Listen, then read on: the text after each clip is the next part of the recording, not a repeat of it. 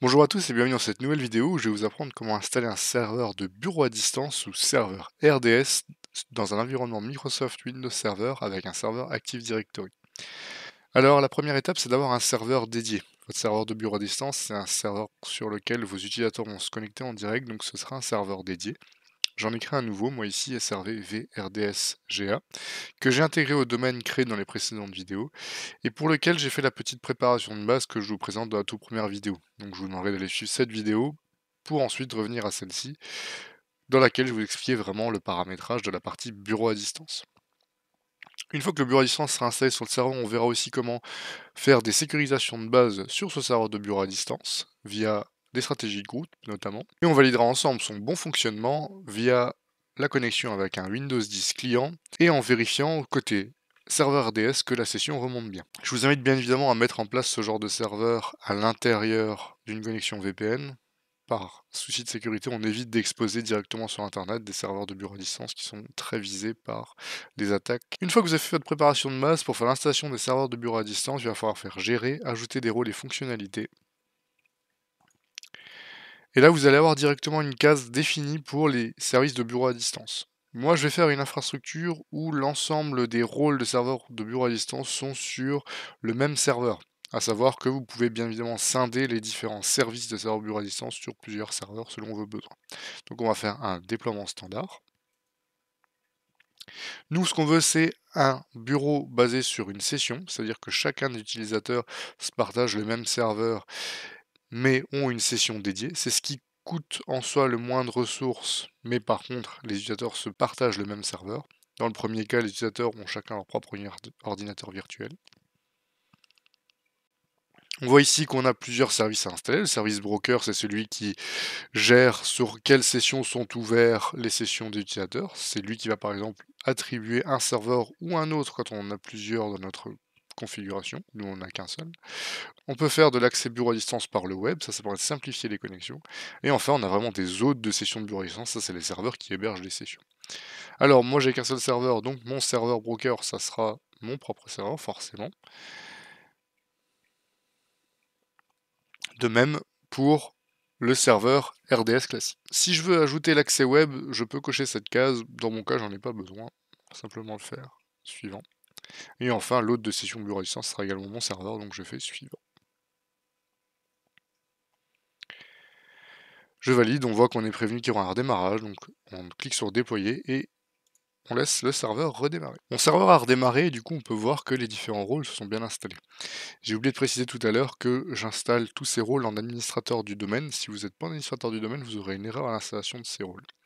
Donc une fois que c'est terminé, on va maintenant paramétrer les services de bureau à distance. Pour ce faire, on va cliquer sur service de bureau à distance juste ici et on va voir que le gestionnaire de licence déjà n'est pas installé. Il faut savoir que le service de bureau à distance nécessite un certain type de licence. Vous avez 120 jours pour les paramétrer. Au-delà, votre serveur ne sera plus fonctionnel. Ces licences en fait sont contrôlées en temps réel, c'est-à-dire qu'à chaque connexion d'un utilisateur ou d'un ordinateur, une licence est utilisée. Alors, pour paramétrer ce gestionnaire de licence, on va simplement cliquer sur le bouton gestionnaire de licence et on va devoir spécifier un serveur gestionnaire de licence. Encore une fois, moi je mets tout sur le même serveur. Donc je sélectionne mon propre serveur et je valide. Le rôle va donc être installé. Voilà, une fois le gestionnaire de licence installé, on voit que l'installation est réussie, on peut faire fermer. Il va falloir maintenant configurer le mode de licence, à savoir que par défaut le serveur, même si le rôle gestionnaire de licence est installé, aucun mode de licence n'est paramétré. Alors qu'est-ce qu'un mode de licence? Un mode de licence, c'est si on décide d'utiliser des licences soit par utilisateur, soit par ordinateur. Alors pour ce faire, dans Tâches, on va faire modifier les propriétés de déploiement. Et là, dans le gestionnaire de licence, on va pouvoir cocher si on veut utiliser par périphérique, donc par ordinateur, ou par utilisateur. En général, le mode de licence le plus courant est le mode de licence par utilisateur. Donc là, on va pouvoir appliquer. Et si vous avez d'autres paramétrages à faire, notamment accès web ou passerelle, c'est ici que ça se passe. Une fois le gestionnaire de licence installé, ce qui reste à faire, c'est d'aller dans Démarrer, outils d'administration, Remote Desktop Service, et dans le gestionnaire de licence, vous voyez que la licence n'est pas activée, vous ouvrez tous les serveurs et vous faites bouton droit, activer le serveur pour pouvoir rentrer vos licences quand vous en avez. Donc là je suis en labo test, j'en ai pas, mais vraiment il vous suffit de faire suivant et de taper vos codes de licence pour avoir ici vos packs de licences qui sont bien actifs. Une fois que ça c'est fait, on a installé et paramétré les rôles bureau à distance. Donc on peut voir que ça a été relativement facile. Le but maintenant va être de sécuriser le serveur de bureau à distance. Par défaut, à savoir que tout le monde peut se connecter sur le serveur de bureau à distance. L'ensemble des utilisateurs du domaine. C'est pas forcément ce qu'on veut. On veut pouvoir réduire peut-être à un certain nombre d'utilisateurs restreints. Pour ce faire, on va pouvoir aller tout d'abord sur notre serveur Active Directory, créer un groupe dédié qui sera autorisé à la connexion de bureau à distance. Donc là, je suis passé sur mon serveur Active Directory. Je vais aller dans Outils d'administration. Je vais aller dans Utilisateur ordinateur Active Directory. Et dans Groupe, je vais créer un nouveau groupe que je vais appeler par exemple GRDS pour Remote Desktop Service. Et je vais pouvoir prendre un de mes utilisateurs, par exemple mon utilisateur GA informatique, et l'ajouter à ce groupe. Ça me permettra de faire des tests tout à l'heure. Voilà, côté Active Directory, la première étape elle est faite. On peut retourner sur notre serveur de bureau à distance. Je suis de retour sur mon serveur de bureau à distance, et maintenant je vais faire bouton droit sur ce PC, propriété, et dans bureau à distance juste à droite, je vais pouvoir sélectionner les utilisateurs qui peuvent accéder à distance à ce PC juste en bas. Je vais cliquer dessus, et je vais faire ajouter, et cette fois je vais pouvoir mettre mon groupe GRDS. Et là on voit qu'on récupère donc mon groupe RDS que j'ai créé juste avant sur mon serveur Active Directory. Je valide. Et maintenant que c'est fait, la deuxième étape de sécurisation, ça va être de restreindre l'accès à certains paramètres de notre serveur RDS, notamment au disque local C, ou à l'invite de commande, ou encore à l'exécution de script à nos utilisateurs qui s'y connectent. Le but étant que nos utilisateurs ne puissent pas accéder aux données des autres utilisateurs ici, ou exécuter des scripts qui leur donneraient trop de droits ou qui pourraient faire des erreurs. Donc ça va se faire sous forme de stratégie de groupe. Donc on va retourner sur le serveur Active Directory pour créer ces stratégies de groupe. Je suis de retour sur mon serveur Active Directory, et je vais donc créer ma stratégie de groupe qui me permet de faire des restrictions juste sur mon serveur de bureau à distance. Attention, la petite particularité, ça va être de créer une stratégie de groupe valable pour mes utilisateurs quand ils se connectent au serveur de bureau à distance, mais s'ils se connectent sur leur poste informatique standard, qu'il n'ait pas cette stratégie de groupe appliquée. Je prends l'exemple de désactiver l'accès au disque local. Sur le PC de mon utilisateur, je veux que ça reste accessible, mais sur le bureau à distance, je veux qu'il n'y ait pas accès. Pour faire ça, il va falloir déjà créer une unité d'organisation propre au serveur de bureau à distance. Donc on va ouvrir la console utilisateur ordinateur Active Directory et créer une nouvelle unité d'organisation. On va pouvoir l'appeler RDS également, pour serveur de bureau à distance. Ensuite, on va aller chercher notre ordinateur bureau à distance dans Computer, donc moi c'est SRV VRDSGA, et on va le déplacer dans l'UO RDS. Vous faites oui, et là maintenant j'ai une UO avec seulement mon serveur de bureau à distance. Si vous en avez plusieurs, vous mettez les différents serveurs ici.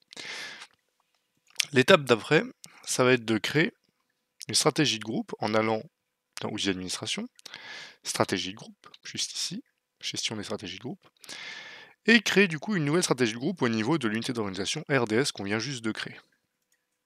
Je vais faire bouton droit, créer un objet GPO, je vais l'appeler restriction RDS, et le paramètre qui va nous permettre d'appliquer la stratégie de groupe uniquement sur le serveur RDS quand un utilisateur s'y connecte, mais pas sur les autres ordinateurs, ça va être paramètre de boucle de rappel. Il se trouve dans Modifier, Stratégie ordinateur, Modèle d'administration, Système, tout en bas Stratégie de groupe, et là-dedans vous allez avoir Configurer la boucle de rappel, qui se trouve juste ici. Configurer le mode de traitement par bouclage de la stratégie de groupe utilisateur. Donc ça veut vraiment dire que les utilisateurs qui se connectent à cette machine auront cette stratégie configurée en plus ou à la place, selon ce qu'on décide ici, des stratégies qu'il a déjà besoin. Moi je vais faire remplacer parce que je veux vraiment faire des stratégies propres à mon serveur RDS. Donc on va faire remplacer. Et à partir de maintenant, toutes les stratégies que je vais paramétrer dans ma stratégie de groupe que je viens de créer, elles seront appliquées aux utilisateurs qui se connectent au bureau à distance. Je vais maintenant aller dans la configuration utilisateur et mettre en place les restrictions qui m'intéressent. On peut notamment faire la restriction au panneau de configuration, par exemple interdire l'accès au panneau de configuration du serveur. Donc ça va se trouver dans modèle administration, panneau de configuration, interdire l'accès au panneau de configuration. double-clique dessus et je fais activer. On peut désactiver l'accès à l'invite de commande aussi, ça peut être pertinent dans un serveur RDS, donc on peut aller dans système et on a désactivé l'accès à l'invite de commande, je peux activer. Et là, on va nous proposer de désactiver également le traitement de script, à vous de voir selon votre besoin, moi je vais mettre 8, ce sera plus sécurisé. Et enfin, on peut décider de désactiver l'accès au stockage local, au disque C, et ça va se faire dans Composants Windows, Explorateur de fichiers, et là, dans la liste, on va retrouver dans Poste de travail masquer sélecteur spécifié, et on peut faire activer, et soit on peut restreindre tous les lecteurs, ne pas restreindre ou restreindre seulement quelques lettres. Restreindre tous les lecteurs, votre utilisateur ne verra vraiment pas de disque local de votre serveur, ce que je vous conseille de faire. Et on valide. Cette stratégie va permettre de masquer les lecteurs et on va ensuite faire empêcher l'accès au lecteur à partir du poste de travail. Les deux combinés feront que l'utilisateur ne verra plus le lecteur et il ne pourra plus y accéder. Je double-clique dessus, je fais activer et je peux pareil laisser restreindre à tous les lecteurs. Je peux fermer.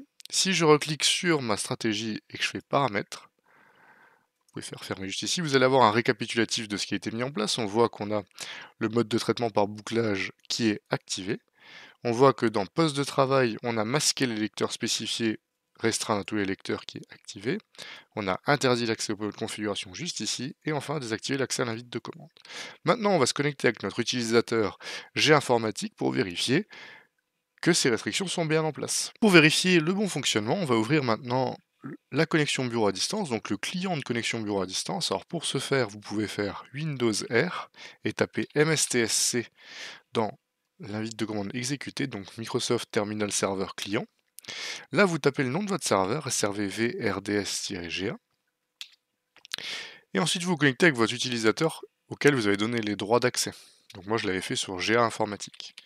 Je me connecte. Je valide. Et à la connexion, on peut voir que ça nous prévient que l'invite de commande a été désactivée. On peut faire appuyer sur une touche pour continuer. Et une fois connecté, si j'ouvre l'Explorer et que je vais dans ce PC, je vois que je n'ai plus accès au disque C. Si je tape ces deux points, on voit qu'on me dit que j'ai pas accès. Et enfin, je peux essayer d'accéder au panneau de configuration. Je peux taper dans la barre de recherche panneau de configuration et essayer de l'ouvrir. On peut vérifier si ça fonctionne ou pas. Et je vois que je n'ai pas accès également. Voilà, donc là, on a paramétré un Windows Server RDS avec certaines restrictions propres au serveur RDS. On va maintenant juste encore vérifier côté serveur RDS en tant qu'administrateur comment se présente une session ouverte. Donc là, je vais laisser cette session ouverte, comme si un serveur travaillait dessus, et je vais vous montrer où est-ce qu'on peut retrouver les ressources qui sont prises. Là, je suis de retour sur mon serveur de bureau à distance. Si je fais bouton droit et que j'ouvre le gestionnaire des tâches, et que je fais plus de détails et que je vais dans l'onglet utilisateur, je vais pouvoir retrouver ici mon utilisateur GA Informatique. A savoir qu'en tant qu'administrateur, vous pouvez déconnecter l'utilisateur, donc déconnexion, on va simplement déconnecter la session et se déconnecter va fermer la session, savoir la nuance. Ça vous permet vraiment de voir qui est connecté, combien de ressources l'utilisateur prend, et vous pouvez avoir vraiment toute la liste ici des utilisateurs, en fermant ou ouvrant leur session potentiellement si besoin. Voilà, donc on a vu comment installer un serveur de bureau à distance ou RDS dédié dans un domaine Active Directory sur une seule machine. On a également vu comment créer un groupe qui peut se connecter à ce même serveur et comment créer une GPO qui permettait de faire des restrictions propres à ce serveur.